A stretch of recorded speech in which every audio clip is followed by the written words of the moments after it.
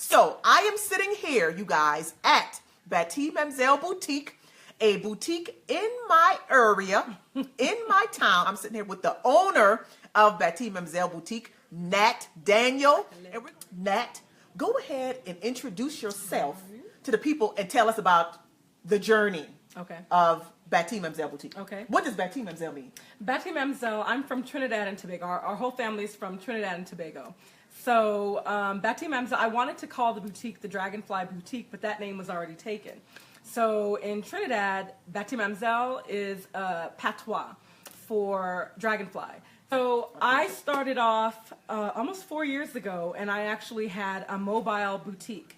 So I was the first mobile boutique located in the state of Arizona.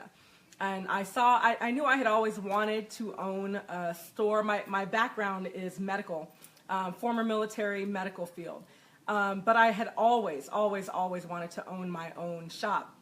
So when I saw an article in Sunset Magazine with these girls in California, they were set up out of a truck. And I was like, boom, that is it. So, and everything just happened very quickly. That happened in February of 2012? 13? 12, because we got here 13. 2012. So that was 12, yeah. So 2012, that happened. By March, I had my truck. By June, I was in LA buying merchandise. By August, it had been built out, painted, and I was on the road. The market here in southern Arizona, we're kind of in a rural area. We're down close to the border. We've got a military base outside here. And while we do have a lot of transient transplant people that come in from different areas of the country, the concept of mobile boutique was a difficult concept to sell. Had I done my homework, I would have realized that.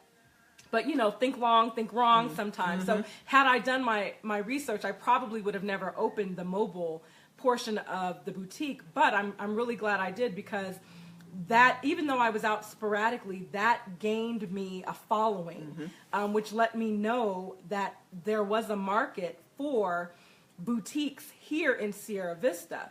Plus, I had some of my items in a local spa. A friend of mine had a spa, and she was like, hey, Nat, why don't you put some of your items here in the spa? And they would sell out. So that told me that while the mobile concept was not doing well for me here in Sierra Vista, there was a need for a boutique. So after 3.5 years in the truck, last year, everything fell into place again. I started looking for properties, and everything happened, bing, bang, boom, and I signed the lease. Actually, we were just talking about this. I got my keys March 6th of last year, and we built this out in a month, and I was open on April 20th. I had my grand opening of Bati'Mamselle Boutique, and we've just been It's been rolling ever since. So that's coming up on a year now, being in the storefront. And I like that you said, you know, you kind of recognized after being in the truck for a little while that the truck concept was a little bit too forward leaning for this area. But you know that being in the truck that long, it built up your audience. That's how you built your audience. And that's actually how people experiencing you and experiencing the type of merchandise that you carry, so that once you were able to deliver that merchandise in a way that they understood. The type of plate that they understood, they were like, okay, this is it. They were like, I remember, this is, because and actually my truck customers that come, when I first opened, they were like, oh, this is the truck, but in real life. Exactly. And I'm like, well, the truck was real life, but this is the truck. Yes. Basically, this is the truck stationary. The same vibe. Same thing. And that's one of the things that I always loved about coming to the truck. I remember the first time going in there and realizing that it was changing space in the truck. Yeah. The kind of stuff that she carries, it's nothing like anything in our area. And once I got to know her, the store is her. Yes. That's her person.